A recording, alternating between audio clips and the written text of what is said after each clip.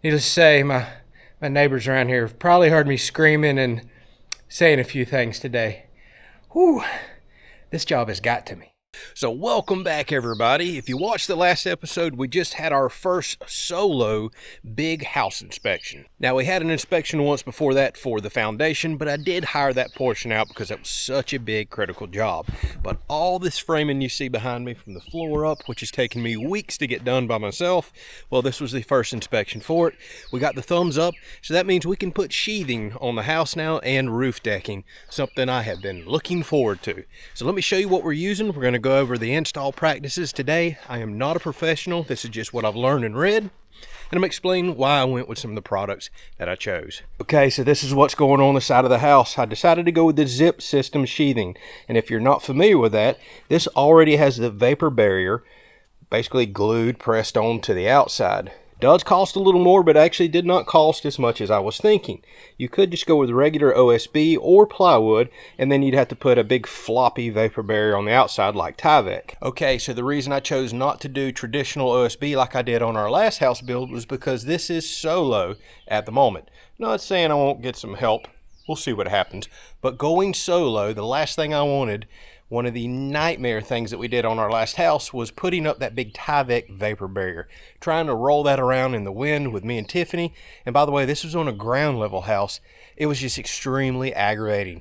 And now that this house is up to 22 foot in the air, I didn't want to try to be going down it with big floppy rolls in the wind.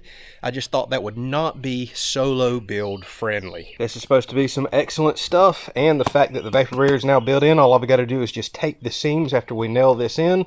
Well, that seemed much better. Now I'm not fighting with any vapor barrier blowing around in the wind. That's why I chose to go with this. Might make sense to some of y'all. Some of y'all may think this was a pure waste of money. I could see it both ways. And of course, here's the stuff we'll be putting on the roof. It's just a thicker material. That's why the color's different. This is for roof. That's for the siding.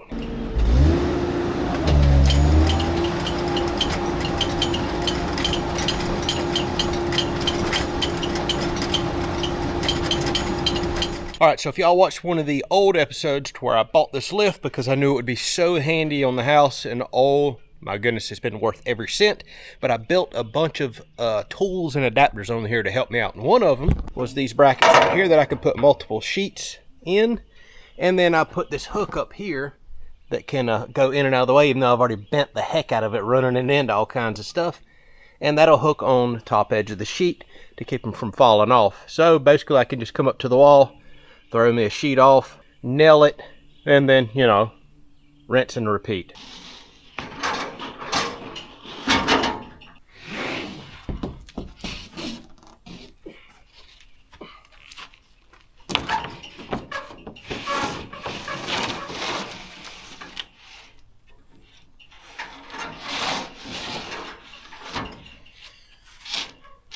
All right, so something that's very important to me is sealing a house well. I cannot stand when I hear that stupid, lazy terminology of a leaky house is a good house. That is a horrible, horrible idea. I know people say that for air turnover reasons. There's so many other ways you can go about mitigating that.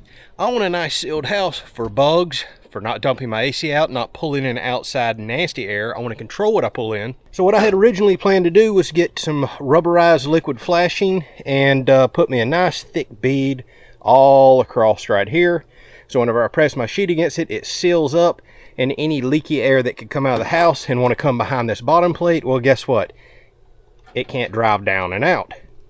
Perfect. But we've got a bit of a problem. Because I'm doing this house solo, well, we're expecting potential rains over the next week or so, and it's honestly going to take me a couple more weeks at least to put all the sheathing on, the roof decking on, the roof metal, get doors and windows in. Realistically, that's going to take me several weeks. And what does that mean? Well, the house is going to wind up getting rained in. It's just going to happen.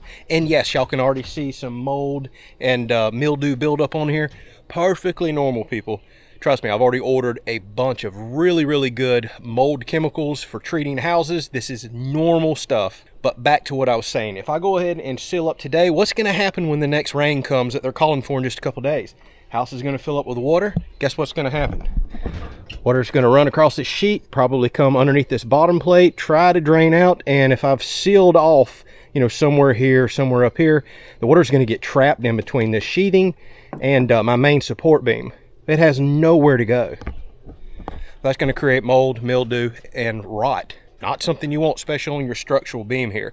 So I have got to leave it open for drainage, at least until I decide to seal the house up later, after there's a roof on, doors and windows in, and there's no chance of water ever making it in the house again.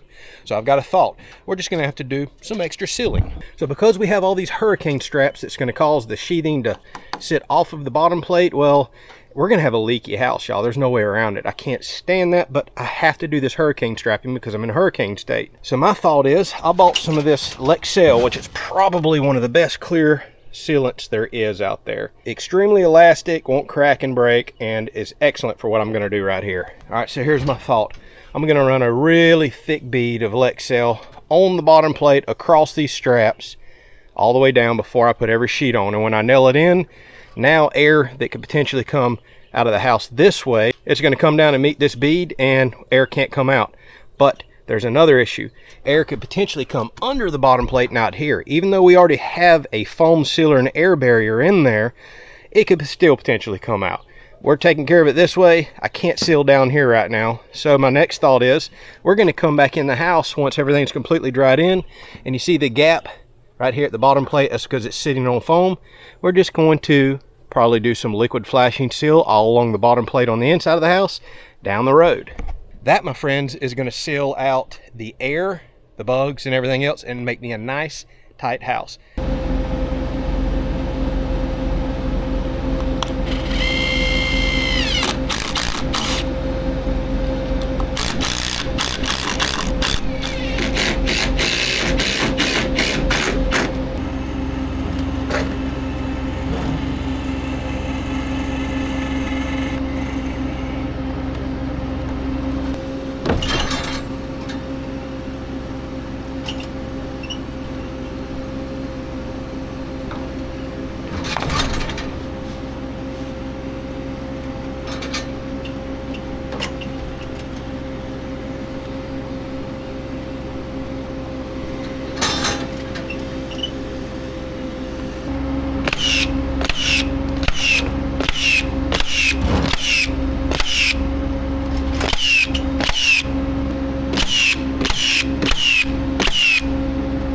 So if you look at our framing legend right here, you can see all those dashes in the wall. Well, we're going to match up to this framing legend with the dashes right there. It doesn't match anything else, and it tells us our spacing. Now, by the way, I noticed it says 2x6s. We've actually made an addendum to the plan. We qualified for 2x4 walls. That's what we went with. But it's telling us to use 8D nails, 4 inches on the edge, 8 inches in the field.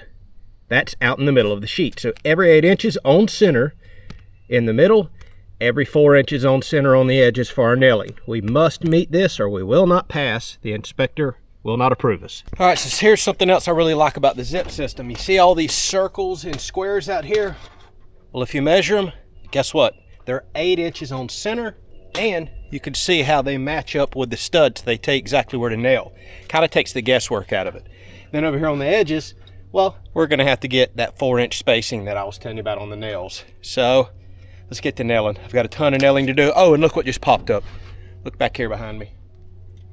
Radar's blowing up again.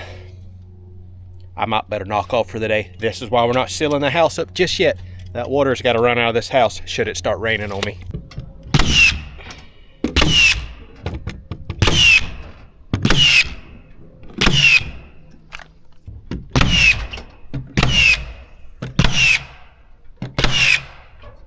All right, so this is definitely something we've got to pay attention to. Because we have a vapor barrier pressed into the sheet, we do not want to overdrive nails. They either need to be flush, like that one, or slightly countersunk, like these. That one is absolutely perfect. And I've had to adjust my nail gun to get to where I need these to be. I'm personally thinking about coming back and sealing every nail later because I love to overdo stuff, but in all reality, when you drive a nail into compressed wood like this, it actually seals back on the nail, contrary to popular belief. So it's not like everywhere I'm driving these nails, we're technically ruining the vapor barrier. It's sealed back. We're not really introducing air into the house, so I'm going to think about it. Now, all the edges to where two pieces are going to meet, we're going to go back and tape those and seal those anyways. The only thing that might not get sealed is the nails out here in the field.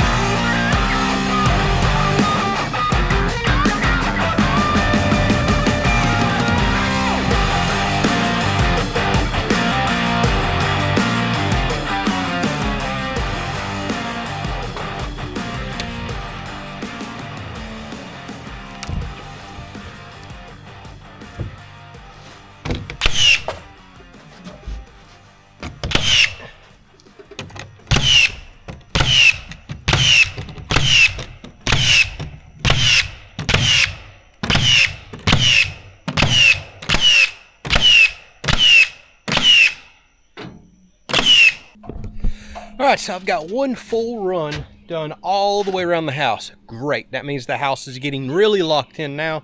So I've been removing braces on the exterior as I've been going around. Now there's a couple of very important notes. Notice how I'm running my sheets. See, I'm running them horizontal or perpendicular to the studs that go this way. Your strength axis is in the 8-foot, the long section of a sheet, especially OSB with the way they lay it out, press and glue it together. That's called the strength axis. And normally it's labeled. I don't see it on the zip, but on regular OSB, it'll tell you strength axis this way. So if your studs go this way, which duh, they do, you always go exact opposite. Same with floor joists, whatever direction they're running, you put your floor decking the exact opposite direction. That makes it very, very strong. You'll notice the other thing I'm doing, I'm leaving about 1/8 of an inch gap between the sheets. That is required, and that allows for expansion. Wood will expand and contract based on temperature. You want to leave 1/8 of an inch gap on either side so when it expands, you don't have any buckling issues. And then I just finished this run with a ripped down 4-foot section over there. So we got an 8-foot and 8-foot of 4.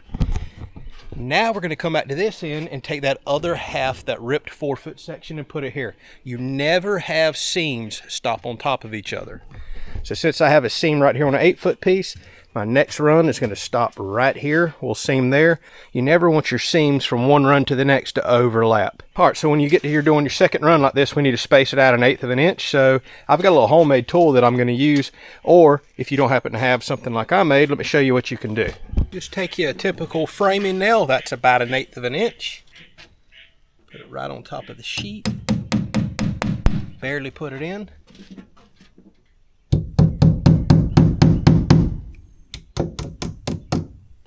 Now, when we put our sheet up there, it's perfectly gapped, and then we can just pop those nails out, go down, put them in again.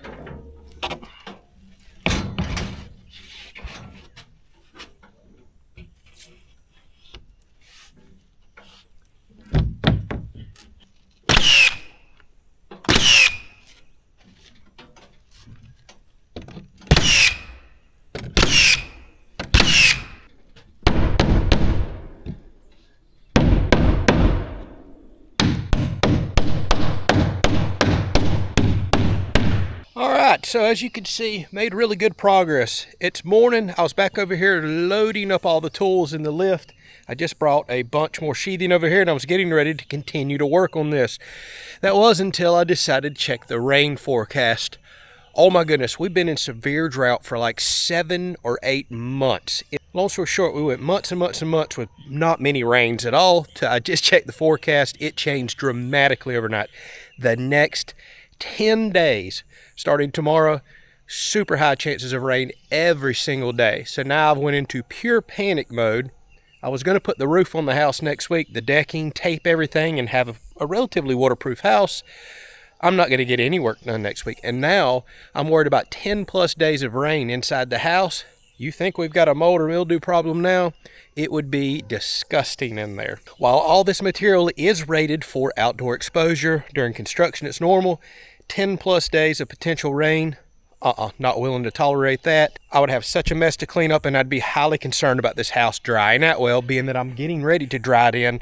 I was hoping to start doing that next week. So now, dramatic change of plans. I'm throwing all the tools back in the trailer. I just put the wood back up. I'm about to fly up to a local big town. It's the only place I could find a 30 by 50 tarp, a huge tarp, and I'm about to put it on that roof, screw it down, and pray that it doesn't blow off in all these thunderstorms and we can keep the house mostly dry. Well, here I am back a few hours later. Thank goodness Harbor Freight had a 1,500 square foot tarp in stock. This thing is crazy heavy. Now it's starting to get quite windy. The wind keeps coming from the north. Then it'll literally turn around and come from the south. I have no idea which side to hang this on, and there's pop-up thunderstorms everywhere. Feeling a little stressed out if I'm being honest with you. I have no idea how I'm supposed to get a huge 1,500 square foot tarp up on the roof by myself.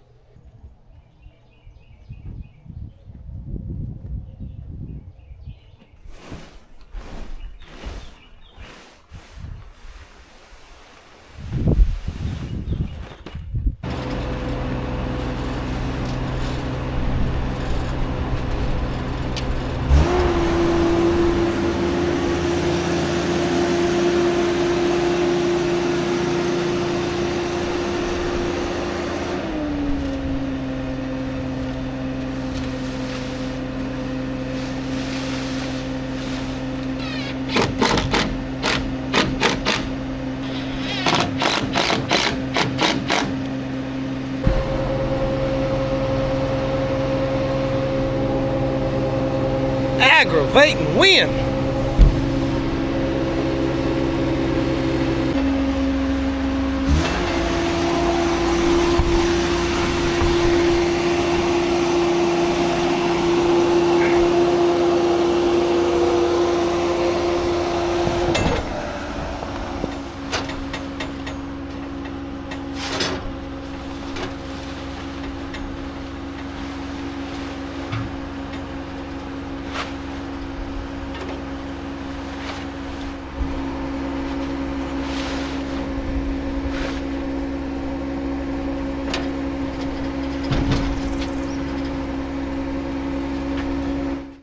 Well, about 2 hours later, this is as far as I've made it, y'all. I do have the back side of the house up and over. Holy smokes, this is by far the most dangerous thing I've done on this house thus far. I had to stop a little bit ago because I was about this close to getting heat stroke. I started feeling really sick and got overheated. I've actually already phoned a friend to come help, but I've been kind of picking away at it little by little, and I could wind up getting it before he gets here. But holy smokes, this is definitely something I don't want Tiffany helping me with because it's so dangerous working up there. Heights isn't really her thing. Now I got a dilemma. I'm in the living room, and I don't know, it's 12, 14 feet up there, and you can see the tarp is caught up, and I need to get it across the house. I might can stack 2 scaffolds together and work on the tippy top, but it's going to be so tippy. I don't know that I want to do that, so I'm about to just take a 16-foot 2x4 and see if I can just work the tarp up and over until I can get it and pull it tight. This has turned out to be a nightmare of a job. An entire day wasted just trying to get a tarp and get it on the roof. It has blown off on me so many times. This is not a one-man job. I would get it up, get it halfway over the house, pour and sweat, overheated, and then a gust of wind would come and blow it back off the house. Needless to say, my neighbors around here have probably heard me screaming and saying a few things today. Whew, this job has got to me.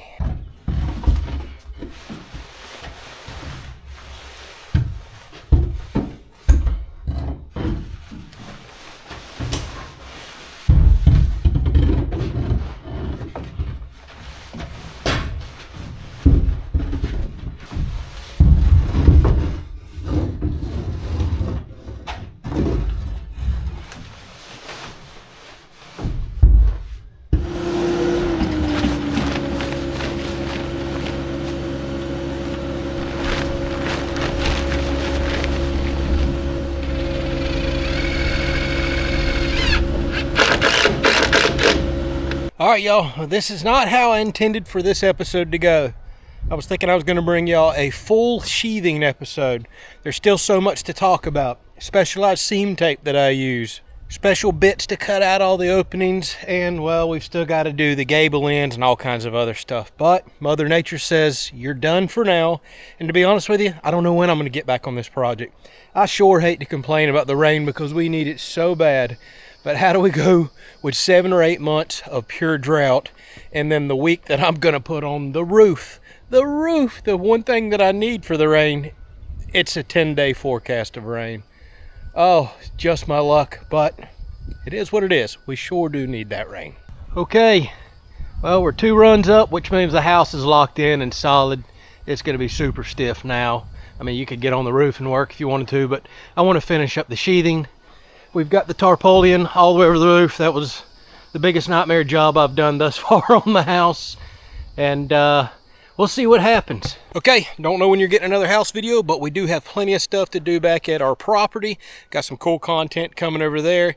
I might even take a break and do a little fishing or something. Why not? I need to enjoy myself. If it's going to be a rainy day, as long as it isn't lightning, I might go get in the boat, do a little bass fishing. We'll record some of that as well. Thank y'all for watching. Catch you on the next one.